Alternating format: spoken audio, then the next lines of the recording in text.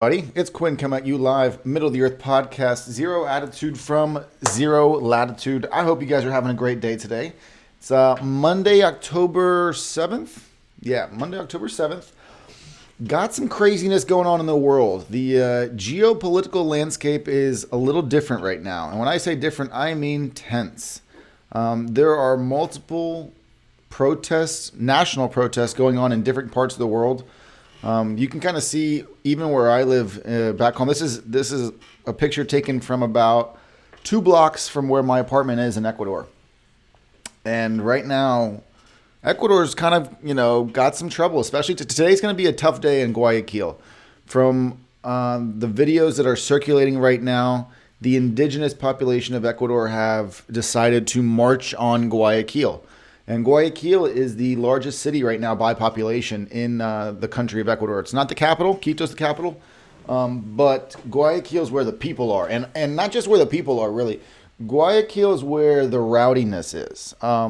Whenever big-time national events pop off at least in this country, Guayaquil seems to be the place where the worst stuff takes place. That's where the delincuencia, the crime, everybody goes to the streets, the robbing, just the raiding of stores. That seemed to already have taken place 2 days ago when the first announcement of the tax increase and subsidy removal. So right now there's a gas so for the gas to heat your house with, not only just like cook your food, heat your water, but also the gas to drive your car with has national subsidies that provide really cheap prices for everybody in the country. So right now, a gallon of gas in Ecuador is like $1. When I want to get a tank of gas for my house, natural gas, it's like $3. Super cheap compared to anywhere else. But the problem is that that's paid for by the federal government, by their federal government. And they can't afford to do that. So this new president pretty much knows that. He knows that he was left this huge debt bill that they can't pay. And China was just really leeching them dry from the deals that they made. China came in and made these, really great infrastructure deals at the time where they built roads and created all this, revenue for the country, jobs and growth. Okay. And it was awesome, but they did it at a pretty high cost. And China ended up just owning the waters outside of Ecuador, and they just took everything. There were boats, and it never made national news. This is the crazy thing. It's like there aren't really any big, PETA or, big company. This is a good story though, that picked up on it. But the one company that did was the Sea Shepherd. Their boat was the radar system that caught the Chinese whalers fishing in Ecuadorian waters.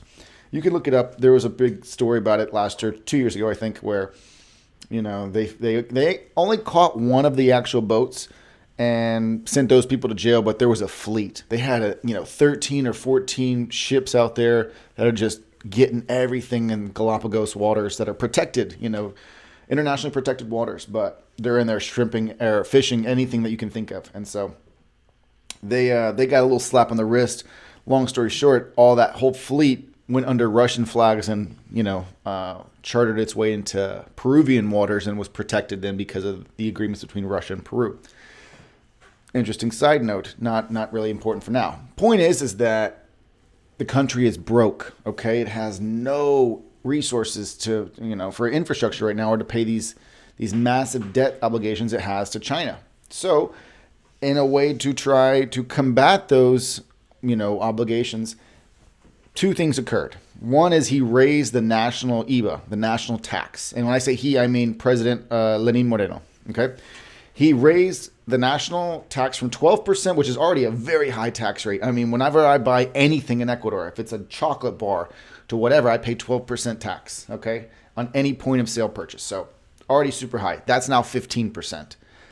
I've only seen it go as high as 14% before, and that was following a natural disaster. And that was a huge earthquake that killed a bunch of people. So I've seen it as high as 14%, and that was only for like 3 or 4 months to, fund help and recovery and whatnot.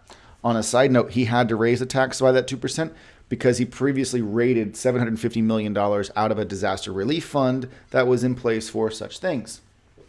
What did he use those funds for? I don't know. Anyway, when I say he, I mean President Rafael Correa, former President Rafael Correa. Back to the point and how this all matters on the geopolitical scale, guys. Right now, you see what's going on in China, and more specifically in Hong Kong. They have recently had protests escalate to a level where physical violence, and not only that, I don't know if the kid died, the 18-year-old Hong Kong protester,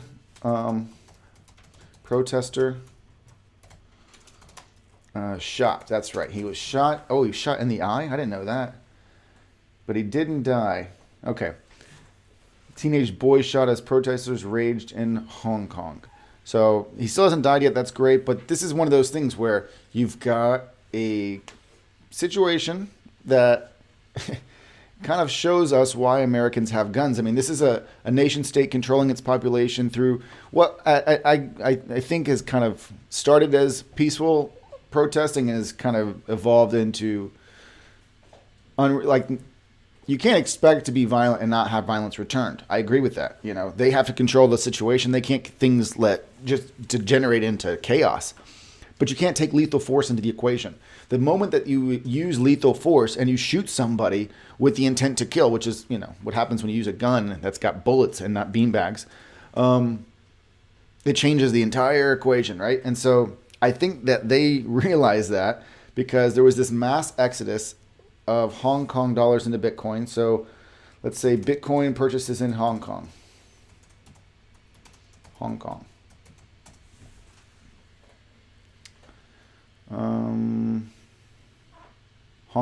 ATMs run out of money as Bitcoin trading volume balloons. Pretty nice. You'll see. I wonder if I can see what the actual volume is. There is a place that does track it. I know that's something, but I'll find it and I'll edit it in if I can. Either way, the point is that the local community, the local population in Hong Kong have realized that the playing field has changed, and with that have come the realization that they can have their assets seized, forfeited.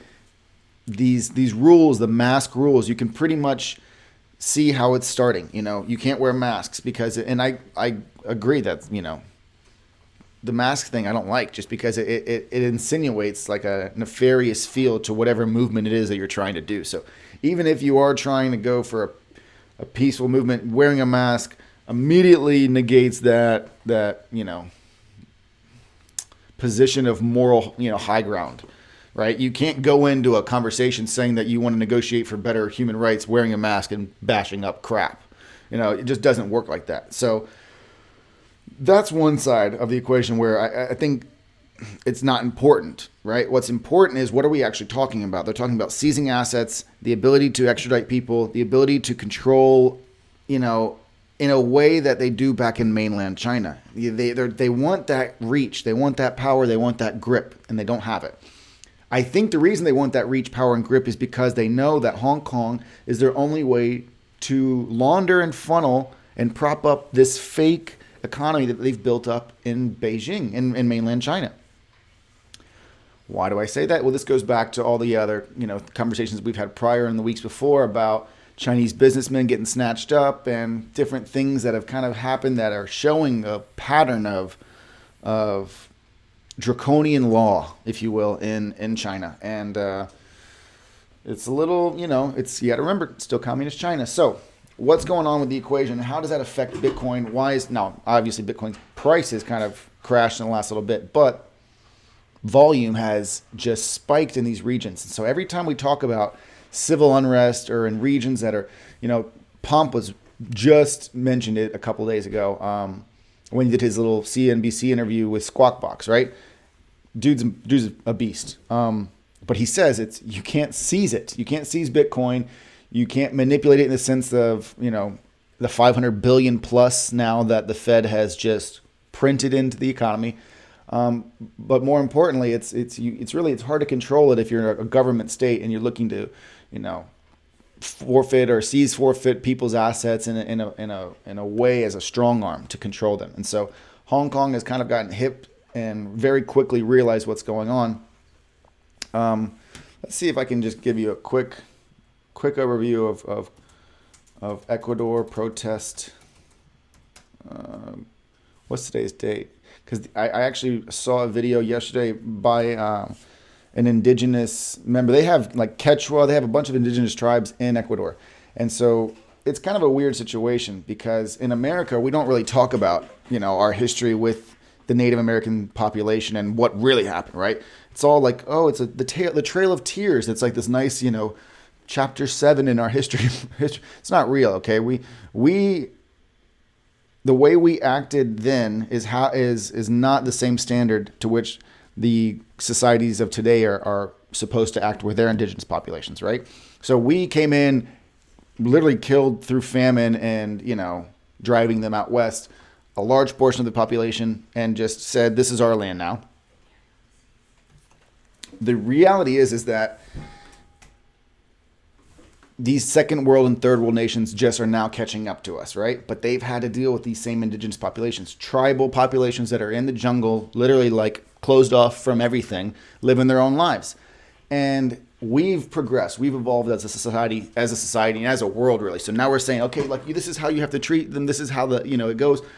They have rights, and that's fine. That's great. They do. So what's happened is it's not the same standard that we hold ourselves to, because here in America, if the Native American, like the Cherokee tribes, or every tribe united on the next election of 2020 and said, you know what? No, this is not how it's going to happen. We're going to come in. We're going to overthrow. We're going to march on the Capitol. We are going to, we're all going to march right up to the Senate House or whatever and sit down, and we're going to approach it with 100,000 or 500,000 Indians. It wouldn't happen here. Okay, you'd have National Guardsmen stop them miles out. Now, what's happening in Ecuador though is you literally have 50,000 indigenous members walking to Guayaquil, just walking, So, and the problem with that is that the government in Ecuador is afraid of the indigenous population because they have overthrown so many prior regimes, so many prior presidents, so many, have been ousted by the indigenous population. So, that's 2015. That was then too. Somebody died this morning. I saw in my post, some kid got run over. Ecuador protests, indigenous, Guayaquil actually. Hundreds arrested in Ecuador unrest. That's 2 days ago. See, they're kind of behind on all this. Yeah, so they're definitely behind on this. So this morning is going to be a big deal. What's happening right now in Guayaquil? There's nothing in the news about it, but I can give you firsthand information because this is from my wife's family. There are no food supplies at all in the super maxi stores. There's been a complete run on everything, pretty much in the city of Guayaquil, because of this march, this indigenous march that's occurring right now. That started in the mountains, basically outside of Quito, and has now trickled into Cuenca and picked up speed. Somebody was killed this morning. It hasn't been posted at all yet, but there was a kid that died during the march because he was run over by somebody who broke the barricade with their car. So you can kind of see how these things are happening all over the world, right? Hong Kong is kind of the hot spot because China's tightening their military grip. Ecuador is obviously very under the radar. No one's talking about it at all, but it's happening. I mean, like I said, this is a picture that my friend took. This isn't a picture that came from anywhere else. This is these streets. I can pull them up on a map and show you where our house is. And this isn't the only this vehicle in the videos that I saw ended up on fire through Molotov cocktails getting thrown on it. So, that was 2 days ago, and then apparently everything kind of calmed down and everyone was quiet. And it was the same thing. It's the same concept of the masks. They put out this ordinance on the masks. Nobody could be wearing masks. If you're wearing masks, you're getting arrested and go to jail.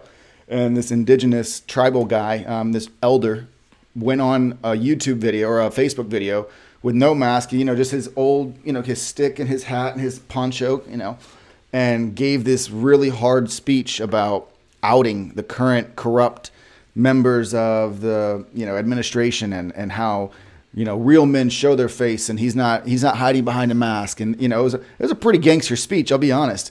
And I guarantee you that that speech ignited a fire in a lot of the indigenous community, because now he called for a march of 50,000 members on Guayaquil, and it's occurring. So what's going to happen? More than likely, it'll be 2 or 3 weeks of tough times in the major cities of Ecuador. You might have some big time protests.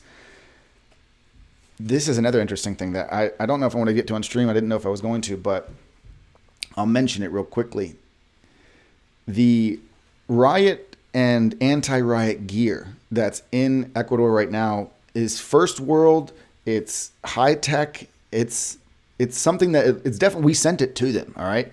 Now Ecuador has got treaty agreements with the United States for U.S. dollars as their currency. That's what drives the entire economy of Ecuador. It's the dollars, right? There are no pesos. There's no sucres. There's anything. It looked exactly like when I saw those videos. And these are just videos of my friends that are posting from their apartments. These are like armored horses with the guys wearing full anti-riot gear, and these, huge military-looking vehicles that have these sonar, or not sonar, these they're just real high-pitched frequency sound that's like supposed to make people scatter. Basically, it's just a lot of high-tech equipment and a lot of preparation. It looks like for who knows what. It's kind of like, man, is America just going around the world and setting up these little, mini banana republics to have available the resources there to, look, if we need it, we got it. We can go tap Ecuador. We get it. I don't know, man. So it's just interesting to keep an eye on the geopolitics of what's going on right now with that. The NBA stuff. Did anybody see what's going on with the NBA stuff in China and how that could play out? I mean, there's lots of little chess pieces on this board getting moved around. And I think it's kind of interesting that cryptocurrency is really at the forefront. I mean, cryptocurrency is multiple pieces on this board. Bitcoin is one piece, Ethereum. They're all pieces on the board, and that's just a cool fact, because the idea that Hong Kong might flood into Bitcoin, that it's not going to happen in Ecuador yet because they don't have the worry of hyperinflation, and that's not really the issue right now. But you can kind of just see these banana republics, and Argentina could be next, where these big floods, if we can get scared economies to flood into Bitcoin as a safe haven and prove to other semi-stable economies or even stable economies that, hey, this is the future. We're not going to do your system anymore. We're going to do this system. You could have that institutional flood like we've all been wondering or waiting for, So it's an interesting time. I think that, right here, this is what was going on. This was the most recent update with regards to Hong Kong. The protesters went and did direct interactions, shining lasers on the PLA. This is the Chinese army. They are there, but have not engaged directly with the protesters until this was like the first time. This taxi person almost died because the people beat him so badly from ramming in the crowd. It doesn't look like it's going to get better. I think, honestly, it's going to get worse before it gets better. And if anything, the citizens, what would you call Hong Kong citizens? The Hong Kongians? Hong Kongians? I don't know. I don't want to be rude, but I honestly just have no idea. So Hong Kong citizens don't seem to be giving up at all. I mean, if anything, they've got some pretty true grit. I'll say that. I'm not for vandalizing and, burning things and things like that, but I also understand that if you are a society that's controlled with that tight grip and just had a citizen of yours shot with lethal force during these protests, you know what I'm saying? Like I can see how you could have some really, really, really ruffled feathers. People think about that. You're in a nation state that doesn't allow you to have guns and then just used a gun on you. It's a tough situation. So it's something to keep an eye on. Definitely world geopolitics are playing out right now in front of us. And this chess game that's occurring between China and Russia and the U.S.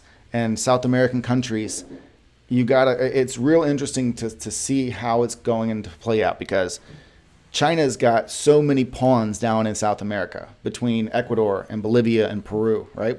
And they have put a huge amount of monies. They just made deals with these poorer nations and got huge infrastructure projects in place that have now crumbled. I mean, the roads are crap. They were built like shit. So, but now these countries are indebted to China, and 20 years of building up America as the villain and hating America has done something to. I say it's done something for the the loyalty, but the reality is I think that the moment shit breaks out and it's like, you're put to the test and it's, hey, draw the line in the sand and pick a side, that's what it is. People are going to come. I mean, I just don't see how people are going to think that China could have the military might to dethrone America. Like, you're going to invade the United States. I just don't see China in Texas and Oklahoma and Kansas and North Carolina, Tennessee, Georgia, Alabama. I'm sure the northern states are gangsters too, but I just know so many country boys that the moment anything happened like that, they're all getting together. Like, hundreds of them are they're waiting for us. They're so bored. These guys are, come on. And they're like, these are, no. Prideful dudes too. Got a bunch of dogs, bunch of guns, a bunch of land. Like, there's just so many of them, Yes, the cities might be a little rough. It could be tough in like some metropolitan areas initially, but you're going to have, I know, like bases out in Salina, Kansas. Okay. These are huge military, unless they tactically get in there, which is penetrating all of our airspace, like way in. You're not getting to those places. And they have got, I've driven by this base before. I can't remember what it's called right now. It's a fort, something. This thing has got hundreds of Apaches and Blackhawks. And like the mountains have these huge anti-aircraft cannon guns built into the sides of them. And like, you aren't getting in there. No one's getting in there. It's just like, it took me 15 hours to get there from St. Louis. Or not really, but what I'm saying. Anyway. Well, is anybody with me on the stream? Yeah, a couple people are here. Oh, white mode is terrible.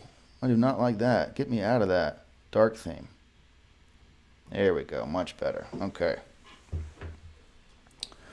All right, well, I think I've got a pretty long little thing here. I don't know if the latency is an issue or not. I hope that it's a nice, good stream. I feel very scatterbrained a little bit, but basic topic is the geopolitical game and what's going on with China.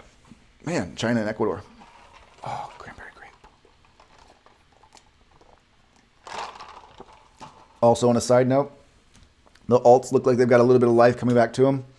Let's see if there's any big moves. Nothing crazy. USDT, what's Bitcoin at? As long as it's above 8K. Oh, that's pretty. Nice. This is great. That's exactly what I was hoping for. Dude, this is incredible. If we got anywhere even near 8K, it's just beautiful. All right. So, looks like it's going to be a nice little day. I wonder if the coins are running again. Yes. Run those USDT numbers up. That's what we want. I need this USDT number at 3.9. I have an open long 3x from 0.013. So, let's get to it. Anyway, guys, hope you guys have a lovely day. It's pretty much going to be it, unless there's people that are trying to chat in a chat and it doesn't look like it. Got 3 people in here. You have a awesome day. Zero Attitude from Zero Latitude, Middle of the Earth podcast.